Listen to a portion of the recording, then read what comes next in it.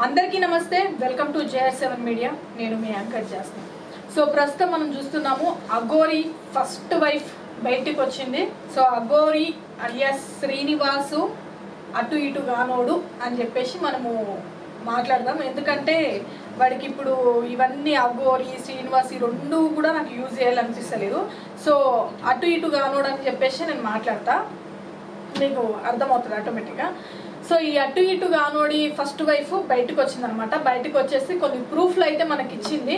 So వీడు ఏమేమి ఉద్దరకాలు చేసిండు, ఏమేమి కథలు పడ్డాడు, ఈ ప్రూఫ్లు అన్నీ అయితే మన దగ్గరకు వచ్చినాయి. సో ఫస్ట్ వచ్చేసి ఆవిడ ఏం చెప్తుంది అంటే, ఆమె వర్షన్ జనవరిలో.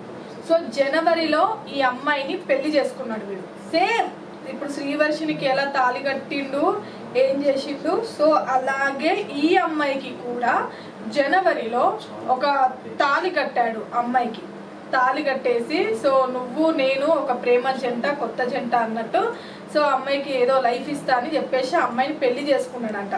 పెళ్లి చేసుకొని దాదాపుగా మార్చ్ వరకు ఆ అమ్మాయికి టచ్లోనే ఉన్నాడు. ఎప్పుడైతే ఈ గత 20 రోజుల నుంచి మాత్రమే వాళ్ళ ఫస్ట్ వైఫ్ తోని ఈ అటు ఇటు గానోడు మాట్లాడిందంట. నేను నీతో మాట్లాడను, నువ్వు నాకు ఫోన్ చేయకు, నేను ఈ అమ్మాయిని పలానా శ్రీవర్షి అనే అమ్మాయిని నేను పెళ్లి చేసుకుంటున్నా అని చెప్పేసి ఈమెను బ్లాక్ చేసిందంట. సో ఇప్పుడు ఆమె మీడియా ముందుకు వచ్చేసి ఆయన నన్ను పెళ్లి చేసుకున్నాడు, సో పెళ్లి చేసుకొని ఇదిగోండి ప్రూఫ్లు అని చెప్పేసి కొన్ని ప్రూఫ్లు కూడా మనకి ఇవ్వడం జరిగింది.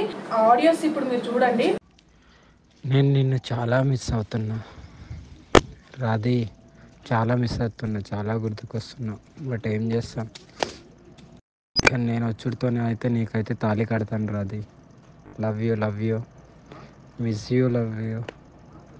నాతో నవ్వట్లేదమ్మా, చాలా పెయిన్గా ఉంది హార్ట్లో. నీకైతే ఎప్పుడు నేను ఈ ప్రేమనైతే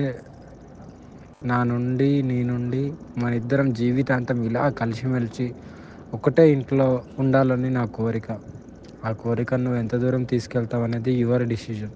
బట్ ఫర్ ఎవర్ నెవర్ నువ్వు ఎప్పుడు నాకు డిఫరెంట్. ఇంకా అది నువ్వు వేరు, ఇంకా అందరు వేరు, నా బెస్ట్ వేరు, నువ్వు వేరు, అంతే.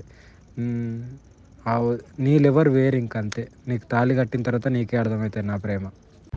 సరే నా ముద్దుల పెళ్ళమా, నువ్వు ఎట్లా అంటే అట్లనే.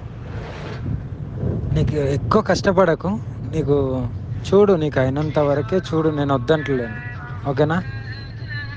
అరే మాదేవ్, నేను మాట్లాడతాను, సాయంత్రం మాట్లాడతాను. Thank you Radhi, thank you రా.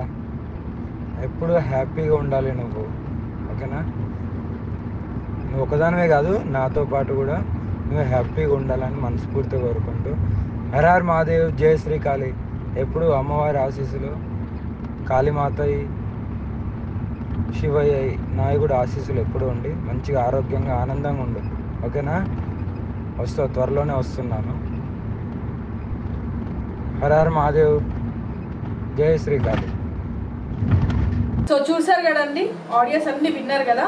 సో దీనిపైన ఖచ్చితంగా యాక్షన్ తీసుకోవాలని కోరుకుంటున్నా. Thank you.